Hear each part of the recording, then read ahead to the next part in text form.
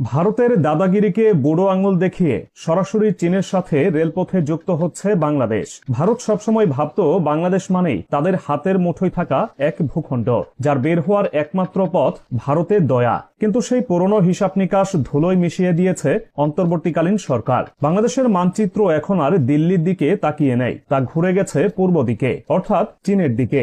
ঘটনা শুরু হয় গত 27 নভেম্বর ঢাকার রাষ্ট্রীয় অতিথি ভবন যমুনায়। সেদিন এখানেই এক গোপন বৈঠক অনুষ্ঠিত হয়। সেই বৈঠকে প্রধান উপদেষ্টা ডক্টর মোহাম্মদ ইউনূস এবং চীনা প্রতিনিধি ইয়াং দেনিং যখন হাত মেলান, তখনই আসলে দক্ষিণ এশিয়ার ভূরাজনীতির ভাগ্য নির্ধারিত হয়ে যায়। বৈঠকে উঠে এসেছে চীনের প্রস্তাবিত ইউনান প্রদেশ থেকে শুরু করে মিয়ানমারের দুর্গম পথ পাড়ি দিয়ে এবার রেললাইন কক্সবাজারে এসে মিলবে। আর সেটি আসলে শুধু লোহার লাইন নয়। ইয়াং দেনিং এর ভাষায় এটি হলো ভারতের একচ্ছত্র আধিপত্য ভেঙে ফেলার প্রথম হাতুড়ির বাড়ি। চীন পরিষ্কার বার্তা দিয়েছে, তারা বাংলাদেশকে এমন এক করিডোরে যুক্ত করতে চায় যেখানে দিল্লি কোনো নাক গলাতে পারবে না।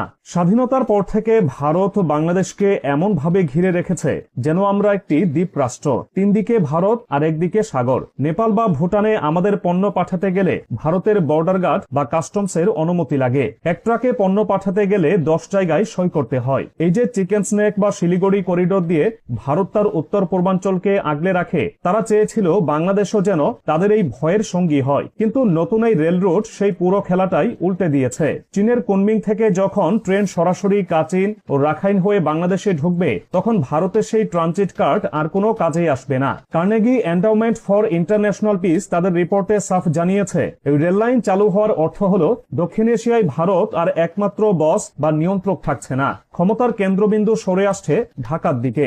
এবার একটু অর্থনীতির খাতাটা খোলা যাক। কেন এই রেল লাইনকে বাংলাদেশের গেম চেঞ্জার বলা হচ্ছে?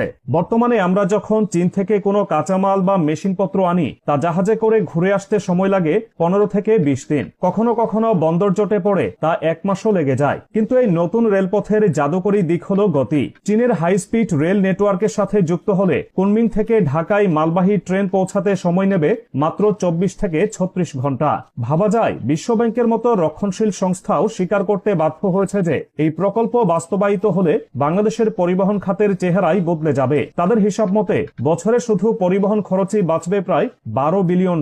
আর বাংলাদেশ ইনভেস্টমেন্ট ডেভেলপমেন্ট অথরিটি বা বিডা যে তথ্য দিচ্ছে তা তো আরো চমকপ্রদ। তারা বলছে এই রেল করিডোর চালু হলে বছরে $25 বিলিয়ন অতিরিক্ত বাণিজ্য হবে। এই টাকার অঙ্কটা কিন্তু বাংলাদেশের বর্তমান জিডিপির প্রায় 6%।